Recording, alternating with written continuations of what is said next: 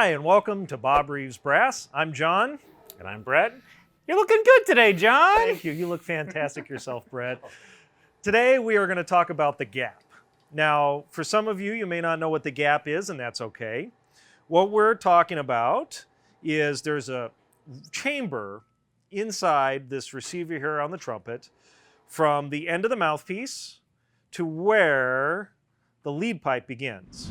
Now, if we had a cutaway, you would see that this receiver is soldered on over this lead pipe. And so there's a ledge inside. And if you look down with a flashlight, you might even be able to see that ledge.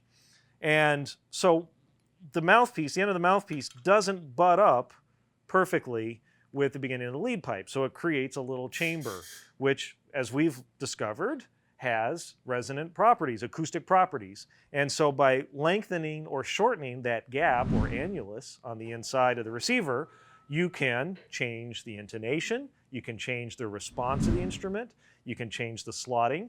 So it's a real important acoustically spot in the instrument and a great way to dial in those things to the mouthpiece you use and the horn you're using for the type of job you're playing.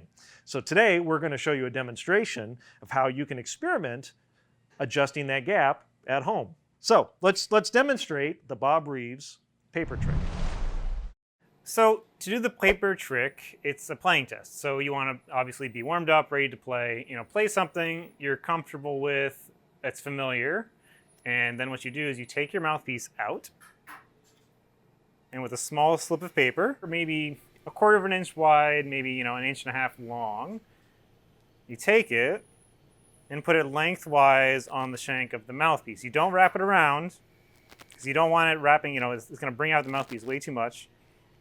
You just want on the side just one thickness of paper like this to move it out a little bit away from the lead pipe.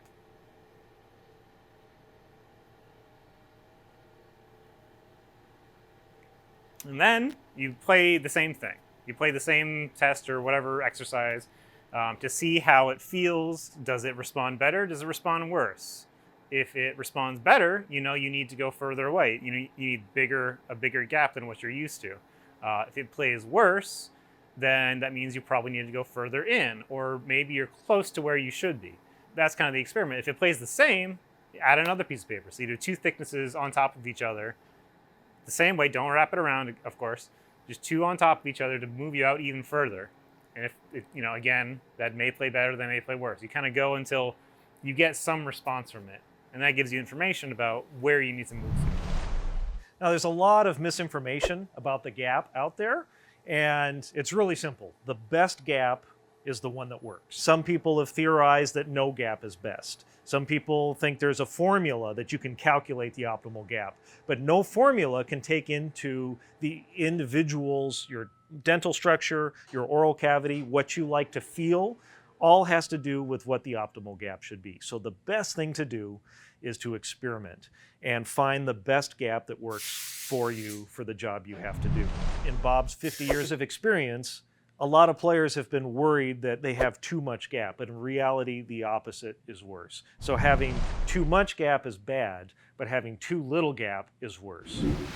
So Brett, I did the paper trick and it played great. Does that mean I have to go out on a gig now with a piece of paper hanging out? I mean, you could if you want to, but what we can do is we can cut your mouthpiece for sleeves. And basically when we get your mouthpiece, we'll measure what the shank size is.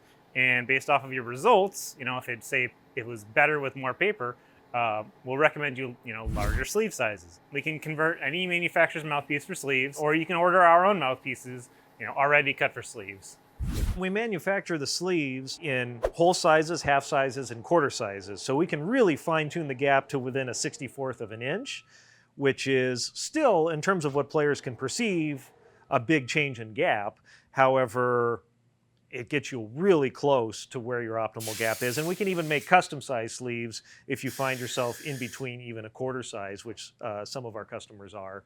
So it's a great way to fine tune the gap. And with the removable sleeve option, if you use different B flats, or if you have a B flat, a C, and E flat, it allows you to fine tune the gap on each of your instruments. And you can use the same mouthpiece, just swap off the sleeve so that it works for the instrument.